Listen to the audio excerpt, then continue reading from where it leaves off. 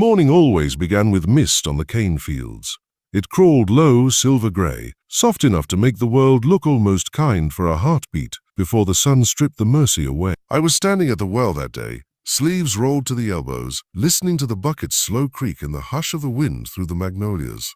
Nothing seemed different until I heard the carriage. The sound of hooves came first, neat and clipped, like the rhythm of a polished shoe tapping a marble floor. Then the carriage wheels, crunching gravel that hadn't been touched since last harvest. The mist thinned, and I saw the shimmer of glass lamps, the paint on the carriage sides catching the new light like gold dust. Every woman in the yard froze. No one had said the lady was coming. Mrs. Caldwell never travelled quietly. She liked the world to prepare itself for her arrival. The house scrubbed, the air still, the people lined straight. That morning she came wrapped in a silk shawl pale as milk, a wide hat shading her face. Behind her seat, the wagon was stacked high with wooden crates. Even from a distance I could smell them. Roses, fresh cut, hundreds of them, their perfume heavy enough to ride the wind. She stepped down before the overseer could help her, her heels sinking into the earth. "The garden's gone dull," she said, as if the land itself had failed her. "I've brought color back." Her voice had that same soft cruelty I'd heard 100 times. Sweet enough to sound like kindness, sharp enough to draw blood if you listened too long. The driver pulled a tarp from the wagon, and my breath caught. The roses weren't the only thing she'd brought. 2 small figures sat among the crates. Thin arms, bare feet dusted white with road powder, wrists roped loosely for the journey. I thought they were strangers, just more children traded for coin. But then the taller one lifted his head. My knees went weak. Even through the haze I knew the shape of his eyes, the angle of his chin. My boy, both of them my boys, sitting among the roses like they were part of the cargo. I didn't cry, not where anyone could see. My body went cold from the inside out, and the world narrowed until all I could hear was the slow scrape of the rope when the driver helped them down. They looked thinner than when I'd last held them, one with a ragged sleeve, the other clutching a bundle of cloth the size of his palm. They didn't see me. They were too busy following the lady's gloved finger, her orders crisp as winter air. "Plant them by the veranda," she said. "I want the scent to reach the windows." The overseer nodded, calling for shovels. The other women kept their eyes low, but I felt them glancing, felt the quiet sympathy pressed into the space between breaths. I gripped the well's edge until my fingers ached. The lady turned toward me then, maybe sensing my stillness. Her eyes were gray, clear, polished stones without warmth. "You," she said, pointing with the handle of her parasol, "fetch water for the roses. They'll need a generous drink." I bowed my head. "Yes, ma'am." She walked past, her perfume, lavender and rose and something metallic, lingering behind her. The boys followed, carrying bundles of thorn stems and sacks of soil. I trailed them with the bucket, my footsteps quiet on the damp earth. Each drop of water that sloshed over the rim felt like a heartbeat I'd lost. When she disappeared into the house, laughter drifted from her parlor windows. My sons began digging side by side, small hands moving like clockwork, their motions too steady for children. I knelt by the fence, pretending to adjust the gate latch, just to watch them a little longer. The younger boy, he wiped his brow and whispered something to his brother, who only nodded. They didn't look up, didn't dare. The roses they planted were redder than any I'd seen, velvet petals dark as wine, edges already curling from the... When the wind turned, their scent rolled over the yard thick and sweet, and for a moment I hated them more than I'd ever hated anything. Those flowers had cost me the world. By afternoon, the sun had burned away every trace of morning mist. My chores blurred together, laundry, kitchen, fire sweeping the gallery steps. But my mind stayed in that garden. Each time I passed the veranda, I caught flashes of small shoulders bending, of the overseer's shadow pacing slow. Mrs. Caldwell leaned against her railing, a silver fan stirring the air, praising the way the colors brightened her house. Almost like blood, I heard her say, laughing softly.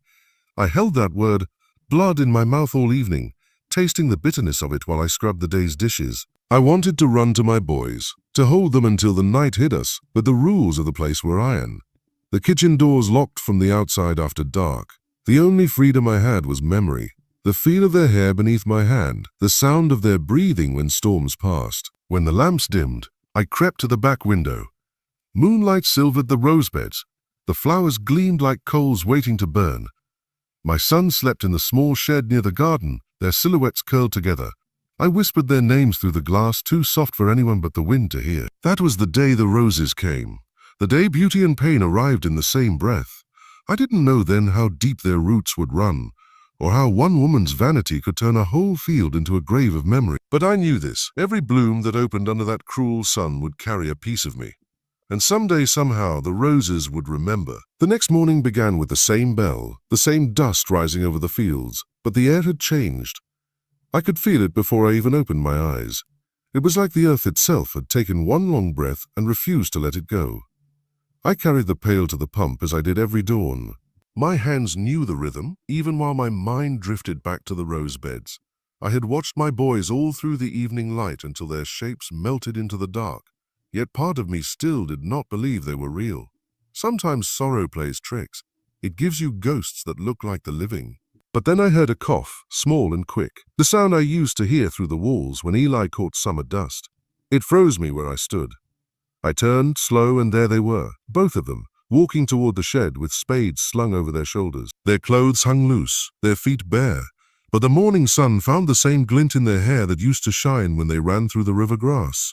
I wanted to run to them, every part of me begged for it, yet I stayed still. The overseer stood nearby with his ledger, and Mrs. Caldwell's lace curtains fluttered open at her window. I learned long ago that love, if shown too loudly, could be punished. So I swallowed the cry that rose in my throat, and let my eyes be the only thing that moved. They didn't see me at first. Caleb, the older one, was talking softly to his brother, pointing at the soil as though teaching him something. The younger listened, nodding, trying to smile. When Caleb finally looked up, our eyes met just for a heartbeat. I saw confusion, then a spark of knowing that he tried to hide as quickly as he found it. He lowered his head and kept walking. I drew water, pretending the handle needed fixing. My hand shook so badly that half the water spilled onto the ground. The sun caught the droplets, turning them into tiny mirrors that broke as soon as they touched the dust. All morning I worked close to the garden, closer than I needed to. Mrs. Caldwell wanted the house washed, but I offered to carry the buckets myself so that I could pass by the rose beds. Each time I did, I left a quiet trace. An apple slice hidden near their tools, a folded scrap of cloth they could use to wipe their hands. I never spoke, never lingered. Silence became my way of touching them. By noon, the heat pressed down like a hand on the back of my neck. The boys kept at their digging, shoulders shining with sweat. I whispered a prayer under my breath, one I hadn't used in years, half plea, half promise.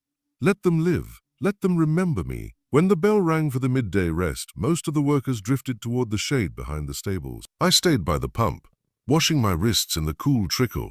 Out of the corner of my eye, I saw Eli slip away from the others and walk toward the fence where I stood. He pretended to tie his shoe, glancing up only once. "Ma," he breathed, so low the wind almost stole it. It was only one word, but it filled every empty space inside me. I bit my lip until I tasted iron, afraid that if I answered, the sound would shatter the world. I bent down as if to pick up a dropped cloth. "Don't look at me," I whispered. "Not when others can see." He nodded quickly, eyes shining, then backed away before anyone noticed. Caleb was watching from the rows, his face still and unreadable, the way I'd taught him when he was small. Pride and heartbreak tangled inside me like vines. My children had learned to survive, and I hated that they'd had to. That evening, Mrs. Caldwell strolled through her garden with a glass of sweet wine. She praised the new roses, her voice smooth and careless. "See how quickly they've taken root," she said. "All they need is discipline and sunlight." I stood at the edge of the veranda steps, holding the watering can. My sons knelt beside her path, trimming petals that fell too soon. She didn't know who they were to me. She saw only the work of her purchase. I watched her touch a bloom with the tip of her glove, crimson dust brushing off like powder. "They'll be perfect by Sunday," she said. Perfection always demands patience. When she turned away, I let my eyes rest on the boys again. The garden was quiet, except for the bees and the soft snip of scissors through stems. I memorized every sound, every motion, afraid that even these moments could be stolen. After sunset, the quarters filled with the low hum of tired voices. I sat near the door, pretending to mend a torn apron. The night smelled of damp soil and rose petals left to dry. Caleb slipped inside without a word, carrying a small bundle wrapped in cloth. He placed it in my lap. Inside were a few thorns, just thorns, tied together with a string of grass. I looked up at him and he gave the smallest nod. It was his way of telling me he knew I hadn't forgotten, that the bond between us still lived beneath all the silence. When he left, I held those thorns in my hands until the lamp burned low. They pricked my skin, sharp but real, proof that pain could still mean connection. That night I dreamed of the roses again, dreads of them blooming in the dark, their petals opening without sound. The air smelled of rain and something new I couldn't name. When I woke, the first light of dawn was creeping through the cracks in the wall. I pressed the thorns to my heart and whispered into the stillness. Whatever they take from us, they can't take what remembers. The heat came early that week, pressing down until the air itself felt like it could break. Every morning began with the same sound. The shovel scraping stone, the sigh of roots being torn and replaced. The garden grew fast, too fast, as if the earth feared what would happen if it didn't obey. I moved between the kitchen and the rose beds carrying water, pretending each trip was for chores. In truth, I went to watch my boys. Their backs bent low, rhythm steady, skin shining with the mix of sweat and dust. I memorized the curve of their shoulders, the way Caleb always shielded Eli from the overseer's eye. That small act of protection was all that kept me breathing. Mrs. Caldwell loved to inspect her garden in the afternoons. She'd walk the rows in her wide white dress, lace brushing the leaves. Sometimes she carried a book she never opened. Other times a parasol tilted against the sun, turning her face into a halo of light that made her look almost saintly. If one didn't listen to her words, "Keep them neat," she'd say. "Order is beauty." She meant the roses, but she glanced at the boys when she spoke.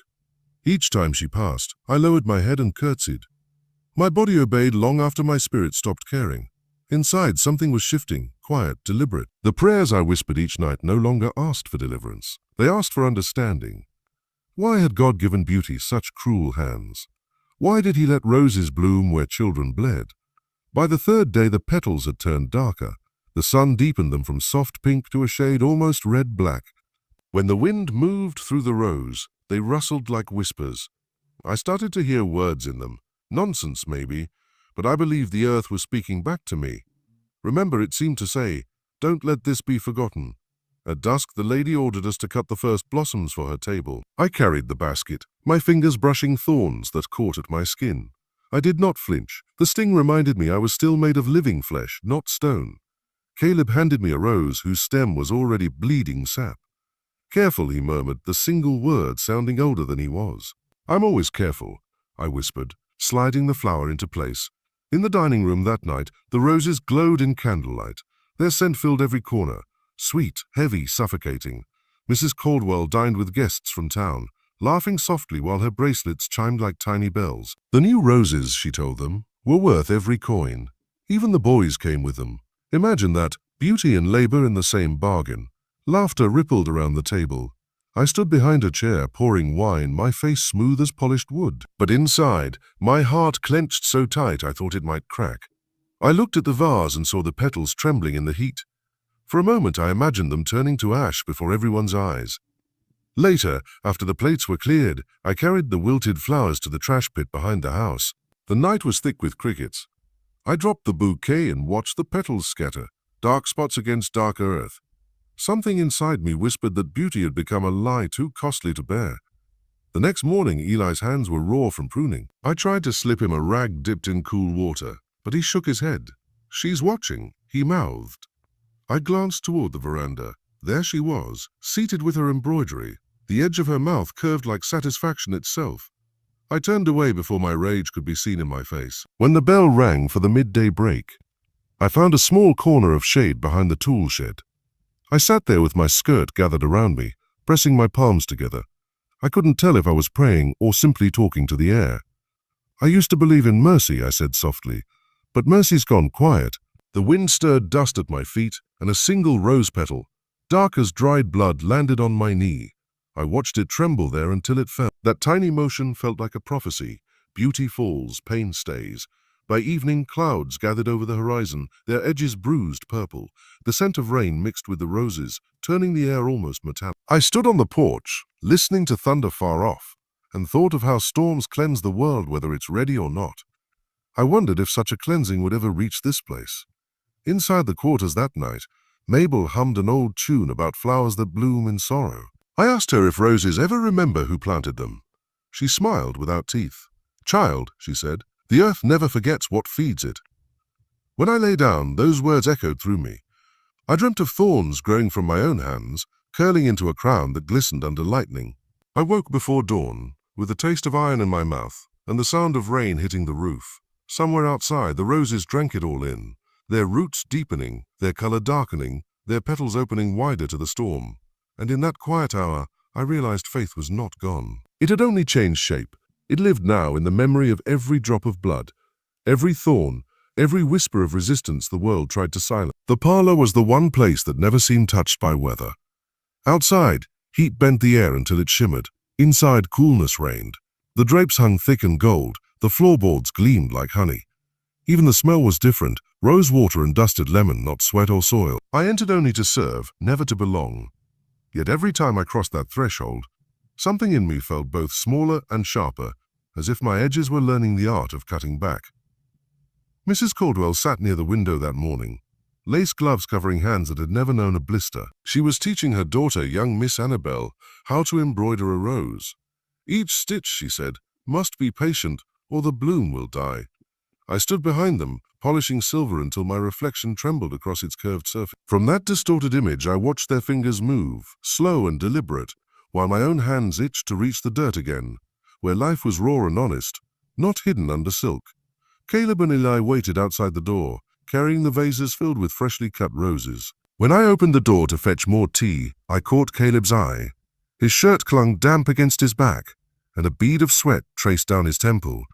He looked older in that instant, the innocence fading faster than I could bear. I wanted to speak, to tell him to keep his spirit hidden where she couldn't reach it, but the sound of porcelain clinking silenced me. Mrs. Caldwell gestured toward the boys. "Set them there," she said, pointing to the mantel. "They smell divine, don't they, Annabelle?" The girl nodded, wrinkling her nose. "Almost too strong, Mama." Her mother smiled, pleased by the complaint.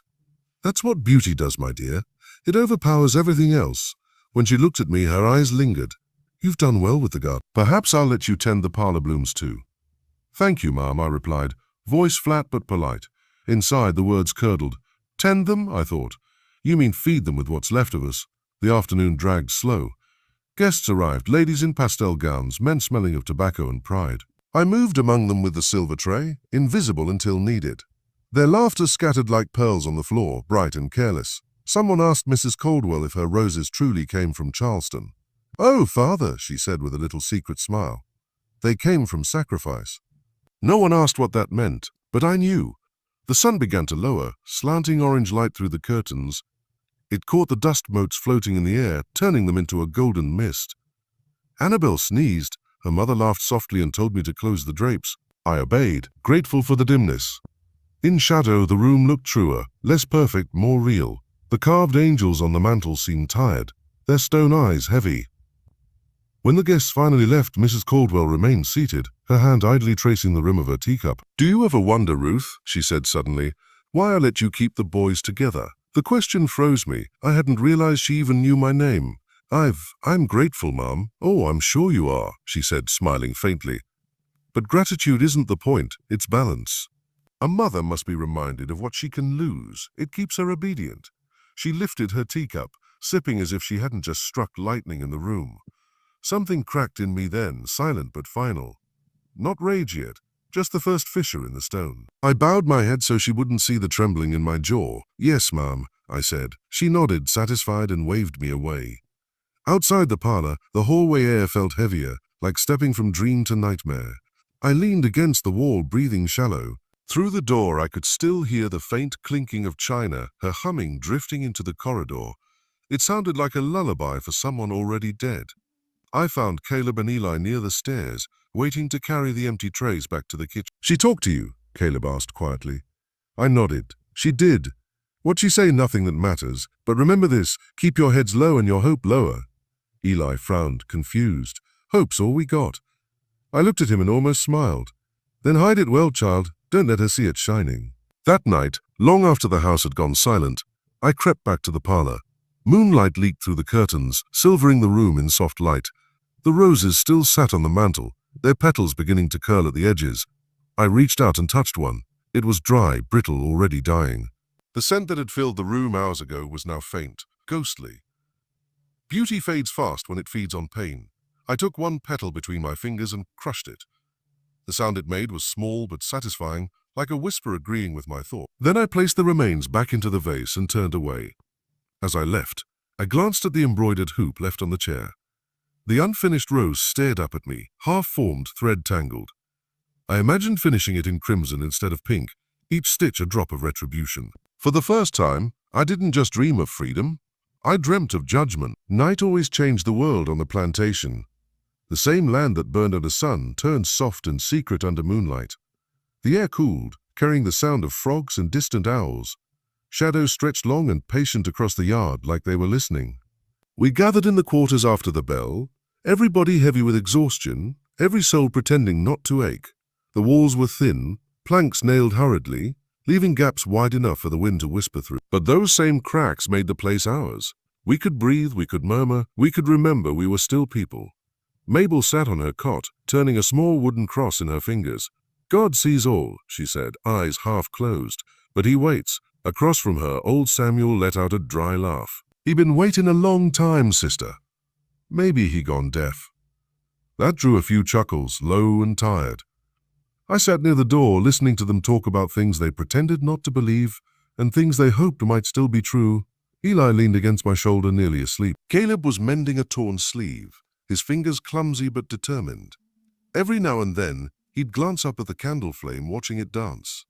I knew that look. It was the same hunger that lived in my chest, the one that wanted something more than survival. I didn't tell him about what Mrs. Caldwell said in the parlor. I couldn't, not yet.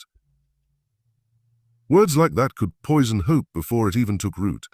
So instead I told them about the roses. They're dying already, I said softly. Can't stand too much beauty packed into one place. Caleb smirked. Maybe they know where they came from. Mabel looked up sharply, the candlelight catching the wet in her eyes.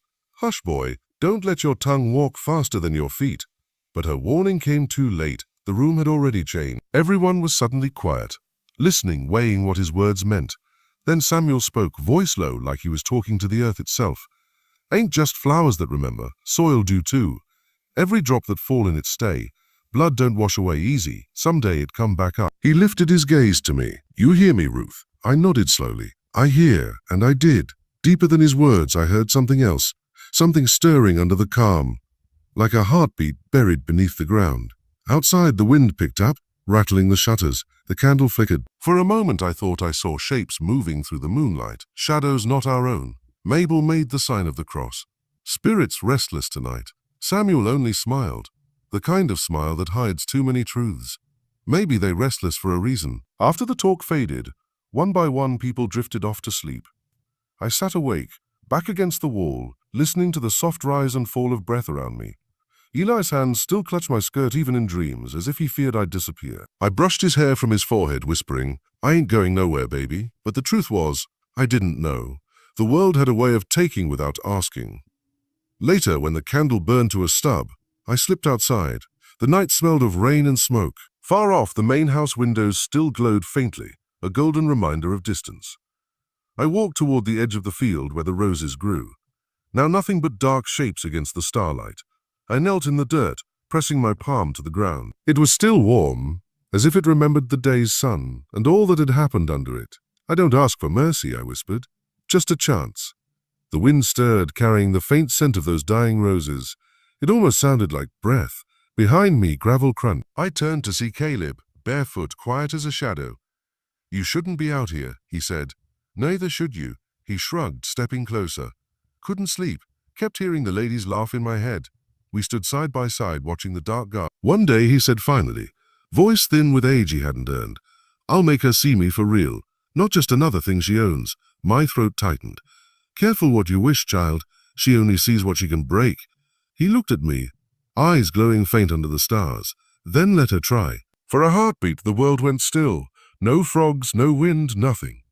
And I felt it deep and sudden, something shifting in the balance, like the first tremor before a storm. When we returned to the quarters, dawn was only a rumor on the horizon. The others still slept, curled together in the dim. I lay down between my sons, listening to the faint echo of Samuel's words. Blood don't wash away easy. I closed my eyes and saw roses blooming again. But this time, the petals were darker, thicker, almost alive, and beneath them I heard a heartbeat not my own. The storm didn't come gently. It broke open the sky like a secret too heavy to keep. Rain slammed against the roofs. Thunder rolled across the fields, and lightning split the darkness with a white so pure It almost hurt to see. By morning, the plantation looked half drowned. Mud swallowed the paths, and the roses bowed under the weight of water, their petals torn and bleeding color into the soil. The air smelled of earth and rot and something else, something sharp like change. Mrs. Caldwell stood on the veranda, arms crossed, a shawl wrapped tight around her shoulders, her face pinched with irritation. "Everything's ruined," she said. "The garden gone," the overseer, Mr. Dalton, nodded grimly. "We'll replant, ma'am. Soil's still good." She glanced at me then, her voice slicing through the rain. "See that it's done, Ruth. I want every dead bloom pulled before sundown." "Yes, ma'am," I said, keeping my tone even. When she turned away, I looked out over the soaked rows. My boys were already out there, boots sinking deep into mud, trying to save what they could. Every stroke of their hands through the water was a small defiance, a way to keep something living where death was expected. Lightning flashed again, and for an instant, the world went white. I saw their silhouettes like spirits rising from the ground, small, determined, beautiful. I thought then that storms don't destroy everything. Some things they awaken. By midday, rain had slowed to a steady drizzle. We worked in silence, the air thick with the smell of wet leaves and iron. Caleb pulled at a root too stubborn to come free and cursed under his breath. "Leave it," I told him. "It'll rot on its own." He shook his head, muscles straining, not letting her win. Eli was quieter, humming to himself as he gathered fallen petals in a tin pail. When I asked what he was doing, he said, "Burying them, so they can grow back stronger." I smiled at that, though my chest ached. Sometimes children understood truth better than prayer ever could. Later that afternoon, Mrs. Caldwell appeared again, her dress pristine while the rest of us were caked in mud. "I want order by tomorrow," she said. "If not, I'll sell one of them to pay for new stock." She didn't have to say which one. My heart stopped all the same. Caleb froze, his hand tightening around the shovel handle. Eli's head dropped. I stepped between them before words could spark into something worse. "We'll finish, ma'am. Before dark. See that you do," she said, turning away with the faintest smile, like she'd just fed something inside her. When she was gone, Caleb slammed the shovel into the ground so hard the handle split. "I ain't letting her take us," he hissed. "Caleb," I warned. "She'll keep pushing till we break, Mama. You know that," and I met his eyes. My reflection in them was tired, hollow but burning. "Then we don't break," I said. "We bend, we wait." He looked away, jaw tight. "You still waiting on God?" I hesitated. Maybe not God, maybe something else. That night the storm came back. Not from the sky this time, but from inside the quarters. Whispers turned to plans, prayers turned to vows. Samuel spoke first, his voice low but steady. "We done watching our dead feed her garden." Mabel nodded. "Earth's ready, she'd been waiting too long." Caleb listened, shoulders tense, eyes bright. Eli sat close to me, silent but listening to every word. I felt the weight of it settle in the room, the kind of silence that comes before history turns. When everyone had gone quiet, I said, "If we move together. But remember, storms don't choose what they wash away." Samuel grinned, a glint of something wild in his eyes. "Then let's make sure they wash what needs washing." Outside, wind howled through the trees, carrying the smell of wet roses. The garden shimmered faintly under moonlight, each petal trembling with leftover rain. I stepped out alone for a moment, letting the water soak my skin. The earth was alive beneath my feet, breathing, remembering. I closed my eyes and whispered, "You remember us, don't you?" The wind answered, curling around me like a voice. "Always." When I opened my eyes, lightning flashed again, and in that brief light I saw the truth of the garden. Every root was deep in blood, every petal born of sorrow, and yet somehow beauty still grew. That night I didn't pray for mercy. I prayed for reckoning. The air after the storm carried a different silence, thick, waiting, alive. You could feel it in your skin, like the earth itself was holding its breath. The mud had begun to dry, cracking in places, and the sky wore a dull gray, the kind that made everything look older than it was. That evening, Samuel called us together under the magnolia tree behind the quarters. Its branches spread wide like a guardian, its blossoms heavy and white even after the rain. The smell was sweet but strange, like perfume left too long in a bottle. We came quietly. Me, Caleb, Eli, Mabel, Samuel, and 2 others, Jonas and Pearl. No one spoke at first. The only sound was the slow dripping of water from the leaves. Samuel was the first to break the silence. "We can't live under her heel forever," he said. "She thinks she owns us, our breath, even our dead. But the ground got memory, and memory don't forget cruelty." Mabel nodded. "You talk in revenge, old man." Samuel smiled, showing the space where a tooth had been. "Whatever you call it, I'm in. She sells one of us, she sells all. Eli stood closer to me, small but fierce. We can stop her. I looked at him, at all of them. Their faces glowed faintly in the lantern light, worn, scarred, beautiful. Maybe not stop her, I said, but make her remember us. Samuel reached into his coat and pulled out a small pouch tied with string. Inside was a mix of black soil, crushed petals, and something darker that I didn't ask about. This ground, he said, been fed with pain. Tonight we feed it with promise. We each took a handful. The dirt was cold, wet. I could smell the roses in it, faint but undeniable. Samuel spoke again, voice low and rhythmic like a sermon. By what's been taken, by what we still hold, by the earth that watch and the sky that wait, we bind our fates tonight. No one walks alone. We repeated the words one by one. The sound of it moved through the dark like a tide. When it reached me, I felt something shift deep inside, a pulse, a tremor, like the heartbeat I'd been hearing in my dreams. I pressed the dirt into the roots of the magnolia tree, whispering a name I hadn't spoken aloud in years. She'd been born here too, and buried in unmarked ground when I was no older than Eli. I felt her there listening. Mama, I thought, I'm still yours. But I'm done being theirs. A wind stirred the branches above us. One magnolia petal broke loose and drifted down, landing in the circle we'd made. It was white, almost glowing. Mabel picked it up, closed her eyes and murmured, "Even heaven sends signs." Then Samuel leaned close, his breath warm against the night. "The lady sleeps sound these days, don't she?" I nodded. "Too sound. Then we wake her," he said simply. We didn't speak of how or when, only that it would come. A plan doesn't always need words. It lives in glances, in the rhythm of hands, in the quiet agreement of those who've lost everything but fear itself. When we dispersed, Caleb lingered. "You sure about this, Mom?" "I've been sure since she said she'd sell one of you," I said. "Now it's just a matter of when the soil's ready." He studied me, his eyes shining. "I ain't scared." "You should be," I whispered. "Courage without fear's just foolishness." He smiled. "A sad, small thing. Then I guess I'm both." The moon rose higher, silvering the fields. The magnolia tree swayed slightly, leaves whispering like 1,000 voices. As I walked back to the quarters, I felt every step sink deep into the earth, as if the ground was listening, memorizing our footprints for the story it would someday tell. Inside, the others had already blown out the candles. I lay down between my sons, the scent of magnolia still clinging to my hands. Before sleep took me, I whispered to the dark, "Let the earth keep our secret." Just until its time, the night didn't answer. But I swear, the ground beneath me pulsed once, slow and steady, like a promise returned. It began the next night. No storm this time, just heat. The kind that clings to your neck and makes every breath feel like work. Even the crickets were quiet. The air was too thick for song. I woke before the bell, something tugging at my chest. Eli murmured in his sleep, clutching my arm. Caleb was already gone. I sat up fast, heart pounding. The door creaked before I could move. Samuel slipped in, lantern dim. "It's time," he whispered. I didn't ask where Caleb was. I already knew. The path to the garden was dark but familiar. The moon had dipped low, and the air carried the scent of wilted roses and smoke. Not from fire yet, but the promise of it. We moved like shadows, silent but sure. Mabel followed behind, clutching her rosary, lips moving fast in prayer that was half plea, half curse. When we reached the roses, I saw Caleb standing among them, shovel in hand. His face shone with sweat, his eyes steady. "She's in there?" I asked. He nodded toward the far edge where the garden met the woods. "Dalton's been digging a new pit for the dead roses. Thought it'd be good enough for her." I didn't flinch. Not anymore. Mrs. Caldwell had beaten a boy the day before. A new one, barely 12, for dropping a tray. The whip had caught his cheek. The sound of it still rang in my ears.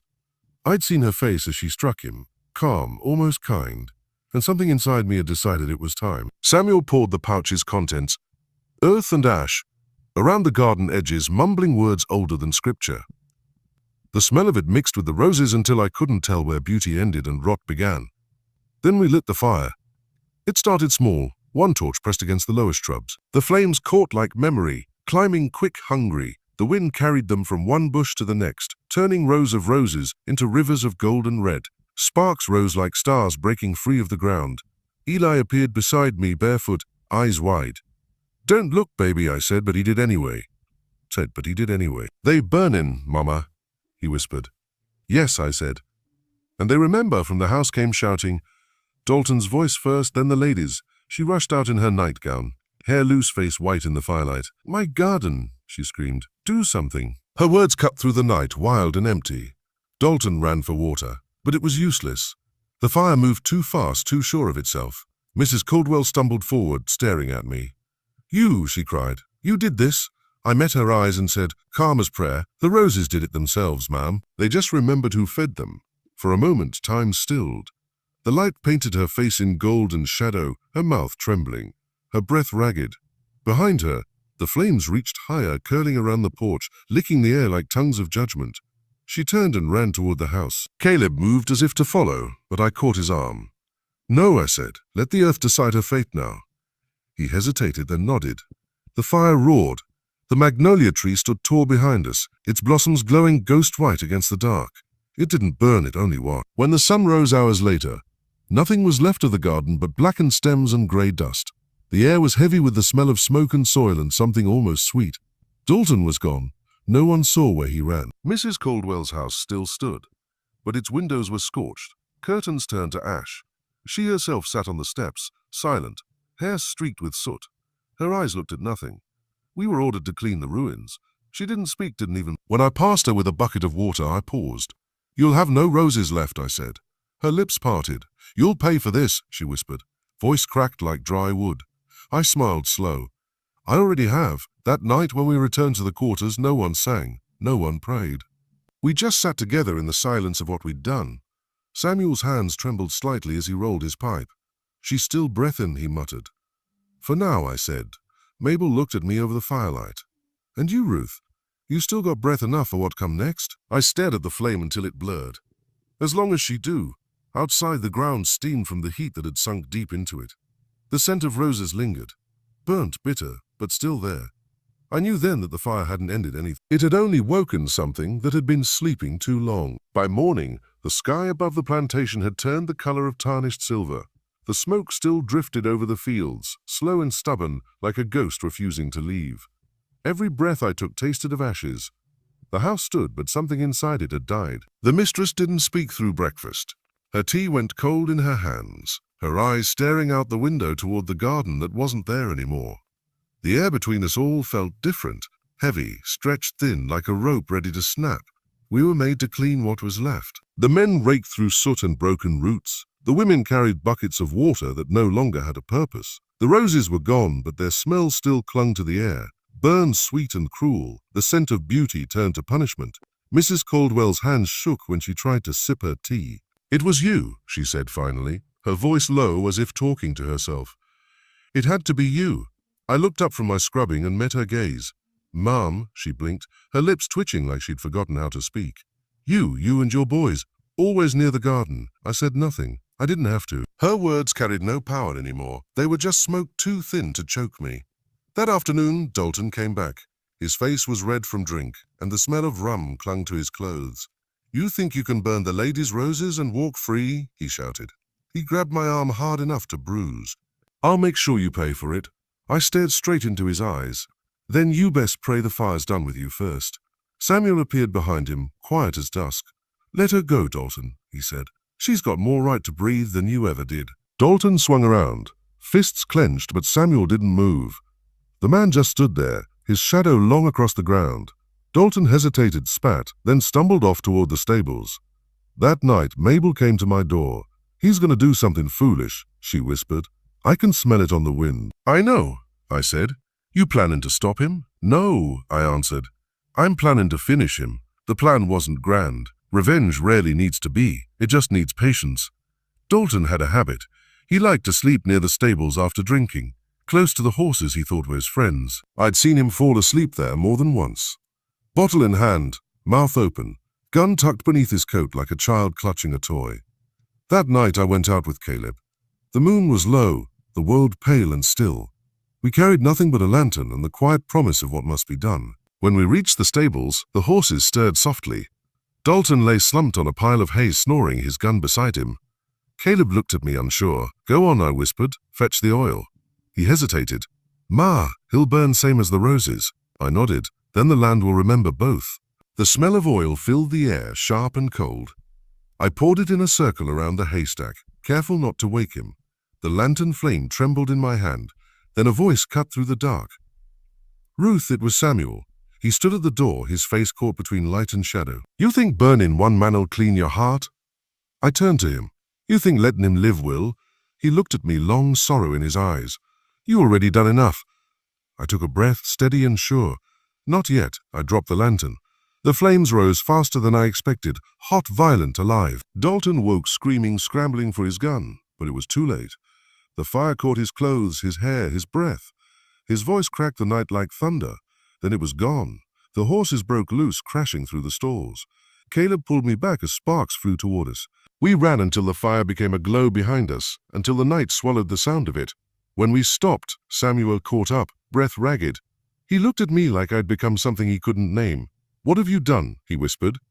I met his gaze. I buried what shouldn't breathe. We stood there until dawn, 3 shadows under a red sky. The plantation bell rang, but no one moved. The smoke curled above the fields again, another ghost born of our hands. By the time the sun rose, the news had spread. Dalton's body was found blackened near the stables. His gun melted into his palm. The mistress didn't cry. She just stood by the ashes, lips pressed tight, eyes colder than stone.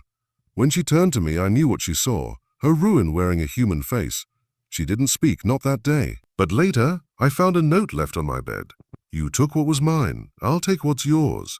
I folded the paper slowly, my hands steady. The war between us had no fire left to start.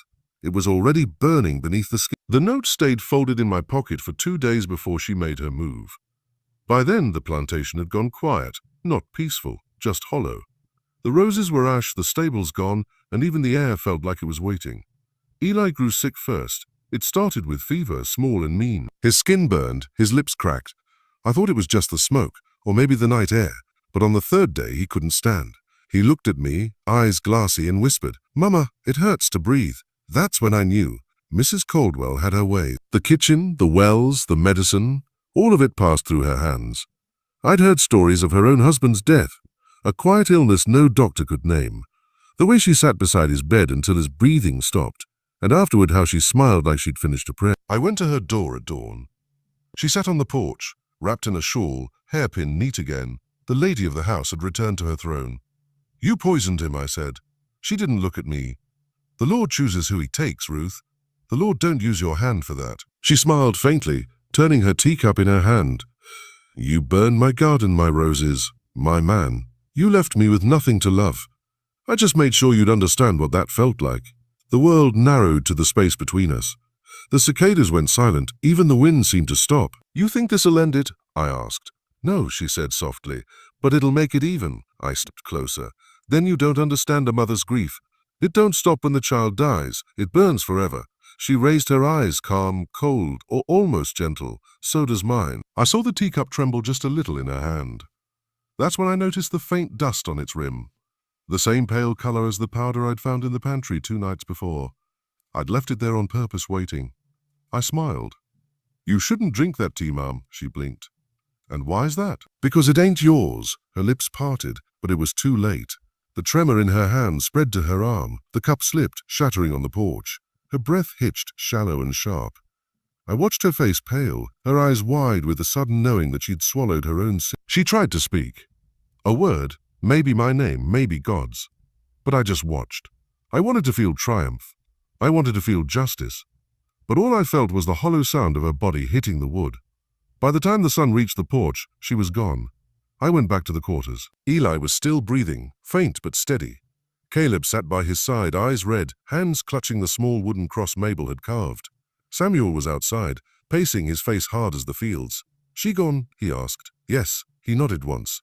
"Then it's done," but it wasn't. That night I dreamed of the roses again, not burned but blooming. They rose from the ash in silence, their petals black and red, their thorns glinting like tiny knives.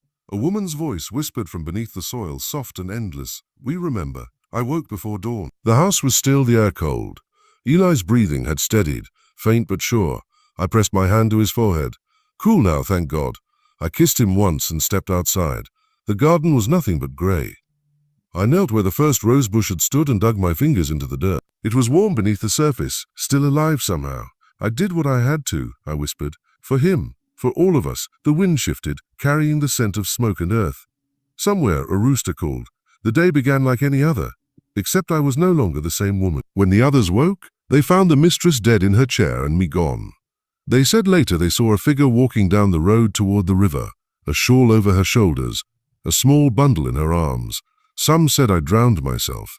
Some said I kept walking until I reached the Free States. But Samuel told it different.